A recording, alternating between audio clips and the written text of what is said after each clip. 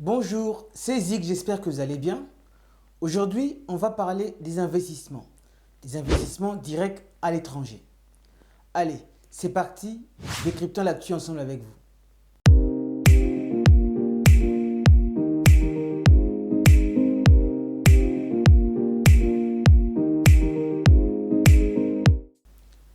Selon le CNUSED, les investissements directs à l'étranger ont chuté de 42% dans le monde et depuis 2019, les investissements directs à l'étranger vers le continent africain ne cessent de chuter du fait d'un double choc, celui de la pandémie de la Covid-19 et de la faiblesse des matières premières.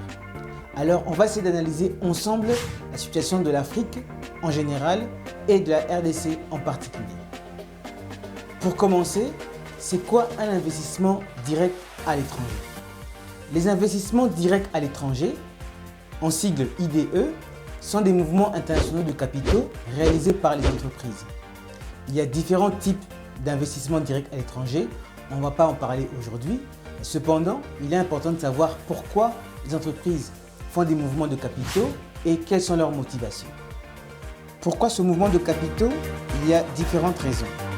La création de filiales à l'étranger, les fusions, les acquisitions, les prêts et les emprunts.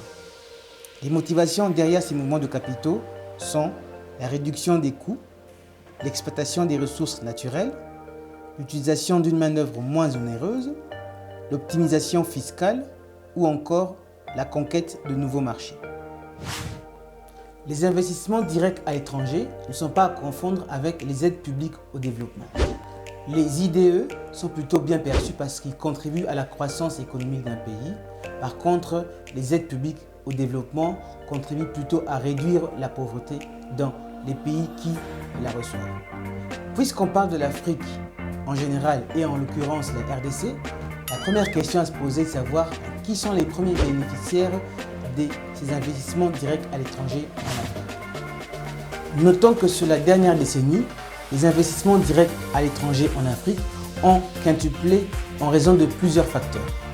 La meilleure gouvernance, les anticipations de croissance soutenables, une meilleure qualité des facteurs de production, un rendement plus élevé de capital et une faculté de rapatrier ses profits.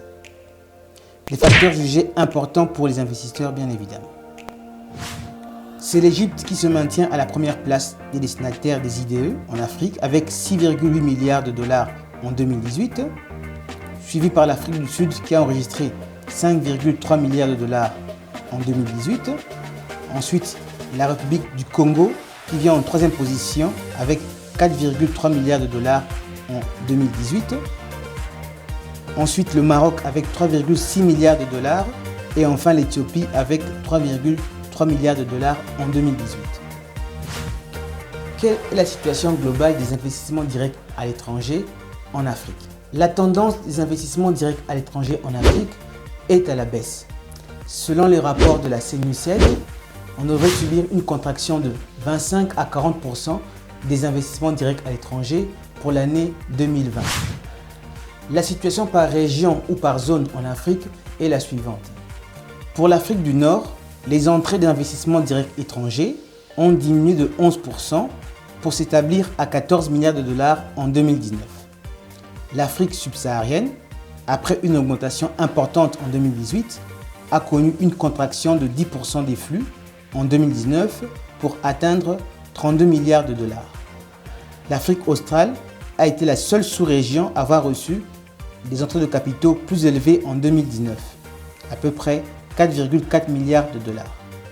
Les investissements vers l'Afrique de l'Ouest ont diminué de 21% pour s'établir à 11 milliards de dollars en 2019. Et enfin, l'Afrique de l'Est, les flux d'investissement ont aussi diminué de 9% pour s'établir à 7,8 milliards de dollars en 2019. Quelle est la situation en RDC? Selon le rapport de la Banque mondiale, la tendance des investissements directs à l'étranger vers la RDC est en chute depuis 2012, donc bien avant la pandémie de la Covid-19. Selon les données de l'ANAPI, l'Agence nationale de la promotion des investissements, les investissements directs étrangers reçus entre 2003 et 2017 se sont tous concentrés pour la plupart sur les secteurs miniers. Ces capitaux proviennent de la Chine, de l'Inde, de la Belgique, du Canada, de la France, de l'Espagne, de la Grande-Bretagne, de l'Italie, du Liban ou encore des Émirats arabes unis. La concentration de ces investissements se trouve dans les provinces de Kinshasa, du Congo central, du Katanga et des deux Kivu, et cela en raison de l'existence dans ces provinces d'infrastructures routières et électriques.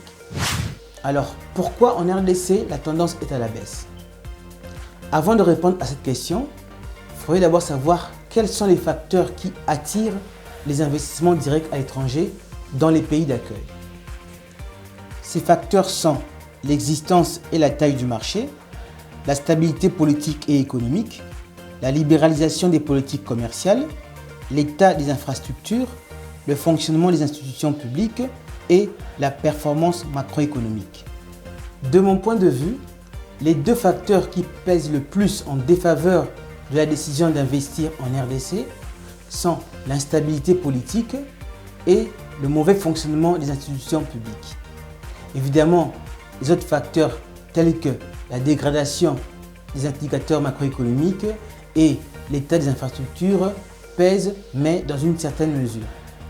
Tout ceci contribue effectivement à cette tendance à la baisse des investissements directs à l'étranger vers la RDC et ne permet pas encore de changer la situation malgré les différents efforts entrepris au niveau de nos autorités.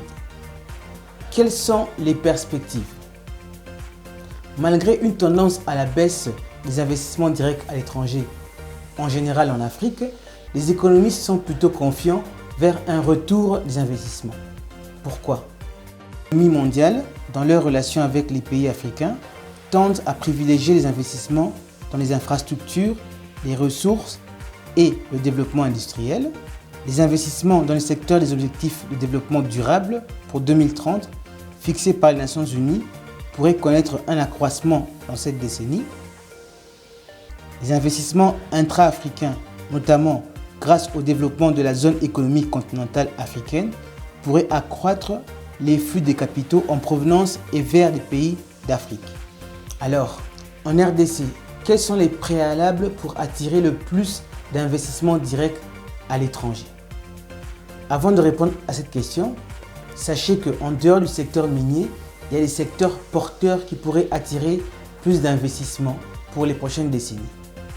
À savoir le secteur de l'énergie, le secteur des infrastructures, le secteur de la télécommunication, le secteur du tourisme, le secteur des assurances, le secteur des transports et le secteur numérique, le secteur des industries et de transformation locale. Évidemment, ces trois derniers secteurs exigent des investissements en amont, en infrastructure et en énergie. Évidemment, il y a deux autres secteurs, le secteur agroalimentaire et le secteur de la santé, qui reçoivent très peu d'investissements directs à l'étranger et qui sont plutôt soutenus par l'aide publique au développement.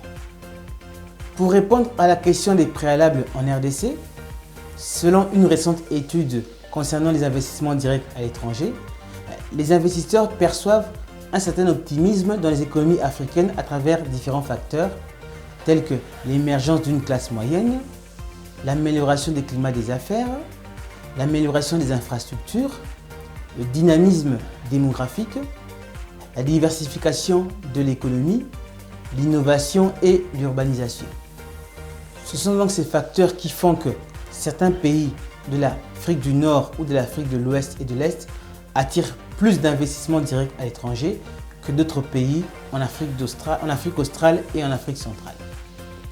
Au regard de ce qui précède, quelles sont les actions que devrait mener notre gouvernement afin d'attirer plus d'investissements directs de l'étranger et de se hisser parmi les premiers bénéficiaires d'investissements directs étrangers en Afrique? Eh bien, c'est sur cette question qu'on va se quitter. Merci pour votre attention et on se revoit au prochain numéro avec Zik Team Consult.